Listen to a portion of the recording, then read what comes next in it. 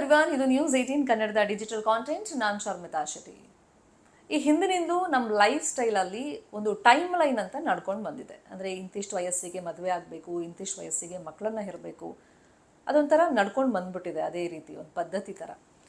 But ಈಗ ನಮ್ಮ life style changes ಆಗಿದೆ, ನಮ್ಮ ಆಲೋಚನೆಗಳು ಬದಲಾಗಿದೆ, ನಮ್ಮ ಫಿನಾನ್ಷಿಯಲ್ ಕಂಡೀಷನ್ ವೇರಿ ಆದಂಗೂ ನಮ್ಮ ಲೈಫ್ನ ಕೆಲವೊಂದು ಡಿಸಿಷನ್ಗಳು ಬದಲಾಗ್ತಾ ಹೋಗ್ತಾ ಇದೆ. ಎಸ್ಪೆಷಲಿ ಮದುವೆ ಮತ್ತು ಮಕ್ಕಳು ವಿಷಯ ಅಂತ ಬಂದಾಗ ತುಂಬ ಜನ ಮದುವೆ ಆಗೋದಕ್ಕೂ ಈಗ ಯೋಚನೆ ಮಾಡ್ತಾರೆ. ಅಂದರೆ ಸೂಕ್ತ ಪಾರ್ಟ್ನರ್ ಸಿಗಬೇಕು ಅಂತ ಒಂದು ಆಲೋಚನೆ ಆದರೆ, ಇನ್ನೊಂದು ಫಿನಾನ್ಷಿಯಲ್ ಕಂಡೀಷನ್, ನಮ್ಮ ಆರ್ಥಿಕ ಪರಿಸ್ಥಿತಿ ಹೆಂಗಿದೆ ಅನ್ನೋದು. ಇನ್ನು ಮಕ್ಕಳು ವಿಷಯ ಅಂತ ಬಂದಾಗ ತುಂಬ ಜನ ಕಪಲ್ ಇವಾಗ ಹೇಳ್ತಿರೋದು, ಮದುವೆ ಓಕೆ, ನಮಗೆ ಮಕ್ಕಳು ಬೇಡ ಅಂತ ಅಂದರೆ ಒಂದು ಸ್ಟ್ರಿಕ್ಟಾಗಿ ಒಂದು ಡಿಸಿಷನನ್ನು ತಗೊಳ್ತಾ ಇದ್ದಾರೆ ಕೆಲವರು. ಇನ್ನು ಕೆಲವರು ಒಂದು ಮಗು ಸಾಕು, ಎರಡು ಮಕ್ಕಳನ್ನು ಸಾಕಷ್ಟು ಫಿನಾನ್ಷಿಯಲ್ ಕಂಡೀಷನ್ ನಮ್ಮ ಹತ್ರ ಇಲ್ಲ, ಎಜುಕೇಷನ್ ಎಸ್ಪೆಷಲಿ ತುಂಬ ಕಷ್ಟ ಆಗುತ್ತೆ ನಮ್ಮ ಫಿನಾನ್ಷಿಯಲ್ ಸ್ಟೇಟಸ್ ಅಂತ ಆ ಥರ ಥಿಂಕಿಂಗಲ್ಲೂ ಇರ್ತಾರೆ.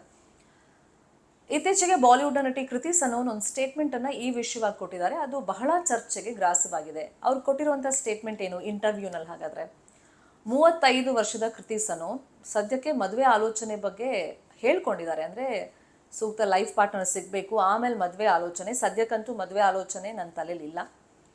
ಆದರೆ ಮುಂದೊಂದು ದಿನ ತನಗೆ ಮಗು ಬೇಕು ಅಂತ ಬಯಸಿದ್ರೆ ಅದೊಂದು ಕ್ವೆಶ್ಚನ್ ಮಾರ್ಕ್ ಬಂದೇ ಬರುತ್ತಲ್ಲ. ನಮ್ಮ ಆಲೋಚನೆಗಳು ಯಾವಾಗ ಹೆಂಗೆ ಬದಲಾಗುತ್ತೆ ಅಂತ ಹೇಳಕ್ಕೆ ಬರಲ್ಲ. ತುಂಬ ಜನ ಹೇಳೋದು ನಮಗೆ ವಯಸ್ಸಾದಮೇಲೆ ನಮ್ಮನ್ನು ನೋಡ್ಕೊಳ್ಳೋಕೆ ಮಕ್ಕಳು ಬೇಕು ಅಂತ. ಇನ್ನು ಕೆಲವರು ಹೇಳೋದು ಇವಾಗಿನ ಕಾಲಘಟ್ಟದಲ್ಲಿ, ಇವಾಗಿನ ಲೈಫ್ ಸ್ಟೈಲಲ್ಲಿ ಮತ್ತು ಇವಾಗಿನ ಒಂದು ಮೆಂಟಾಲಿಟಿಯಲ್ಲಿ ಮಕ್ಕಳು ನಮ್ಮನ್ನು ಕೊನೆಗಾಲದಲ್ಲಿ ನೋಡ್ಕೊಳ್ತಾರೆ ಅಂತ ಗ್ಯಾರಂಟಿ ಇಲ್ಲ, ಹಾಗಾಗಿ ನಮಗೆ ಮಕ್ಕಳು ಬೇಡ ಅಂತಲೂ ಹೇಳ್ತಾರೆ. ನಮ್ಮ ಲೈಫ್ ಇರೋಷ್ಟು ದಿನ ನಾವು ಎಂಜಾಯ್ ಮಾಡೋಣ, ಸೊ ಆ ಥರ ಡಿಸಿಷನ್ ತೊಗೊಳ್ಳೋವಂಥ ಪೇರೆಂಟ್ಸು ಇದ್ದಾರೆ. ಬಟ್ ಇವಾಗ ನನಗೆ ಮದುವೆ ಆಗೋ ಆಲೋಚನೆ ಇಲ್ಲ, ಮುಂದೊಂದು ದಿನ ಮಗು ಬೇಕು ಅಂತ ಅನಿಸಿದ್ರೆ ಅದಕ್ಕೋಸ್ಕರ ನಾನು ಮುಂದಾಲೋಚನೆ ಮಾಡಿ ನನ್ನ ಎಕ್ಸನ್ನು ಆಲ್ರೆಡಿ ಫ್ರೀಸ್ ಮಾಡಿದ್ದೀನಿ. ಅಂದರೆ ಅಂಡಾಣುವನ್ನು ಆಲ್ರೆಡಿ ಫ್ರೀಸ್ ಮಾಡಿಸಿದ್ದೀನಿ.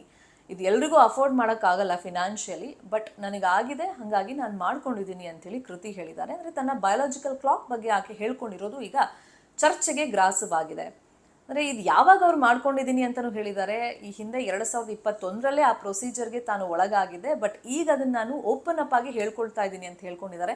2021ರಲ್ಲಿ ಇನ್ಸಿಡೆನ್ಸ್ ಅಂತಾರಲ್ಲ, ಅದೇ ರೀತಿ ಈ ಎಕ್ಸನ್ನು ಫ್ರೀಸ್ ಮಾಡುವಂಥ ಟೈಮ್ನಲ್ಲಿ ಒಂದಿಷ್ಟು ಪ್ರೊಸೀಜರನ್ನು ಡಾಕ್ಟರ್ ಮಾಡಿರ್ತಾರೆ. ಆಗ ಹಾರ್ಮೋನಲ್ ಚೇಂಜಸ್ ಅವ್ರ ಬಾಡಿಲಿ ಆಗಿದೆ.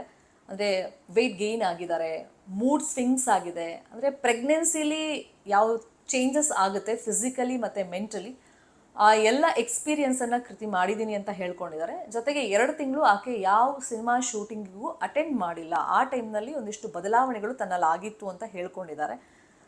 ಅದ್ರ ಜೊತೆಯಲ್ಲಿ ನಾನಾಗಲೇ ಇನ್ಸಿಡೆನ್ಸ್ ಅಂದೆ, 2021ರಲ್ಲಿ ಮೀಮಿ ಚಿತ್ರದ ಶೂಟಿಂಗ್ ಸಂದರ್ಭದಲ್ಲಿ ಆಕೆ ಈ ನಿರ್ಧಾರಕ್ಕೆ ಬಂದಿದ್ದು ಮತ್ತು ಆ ಪ್ರಕ್ರಿಯೆಗೂ ಒಳಗಾಗಿದ್ದಿದ್ದು. ಇಲ್ಲಿ ಸರಗಸಿ ಮದರ್ ಆಧಾರಿತ ಚಿತ್ರ ಈ ಮಿಮಿ ಆಗಿತ್ತು. ಅದೇ ಟೈಮ್ನಲ್ಲಿ ಈಕೆ ತನ್ನ ಎಕ್ಸನ್ನು ಫ್ರೀಸ್ ಮಾಡಿದ್ದಿತ್ತು.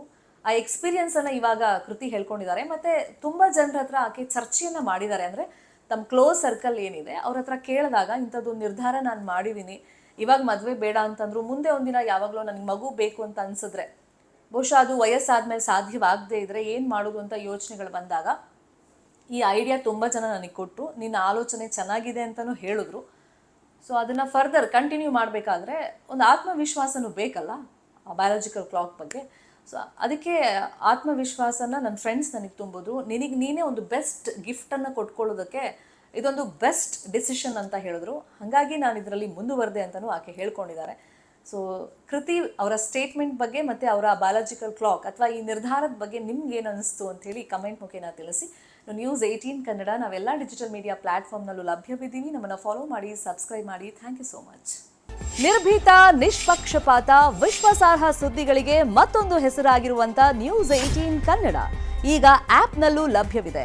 ದಯವಿಟ್ಟು ಇಲ್ಲಿರುವಂಥ QR ಕೋಡ್ ಸ್ಕ್ಯಾನ್ ಮಾಡಿಕೊಂಡು ಆ್ಯಪ್ ಡೌನ್ಲೋಡ್ ಮಾಡೋದಕ್ಕೆ ಮರಿಬೇಡಿ. ನಿಮ್ಮ ಬೆಂಬಲ ಹೀಗೆ ಸದಾ ನಮ್ಮೊಂದಿಗಿರಲಿ. ಧನ್ಯವಾದ.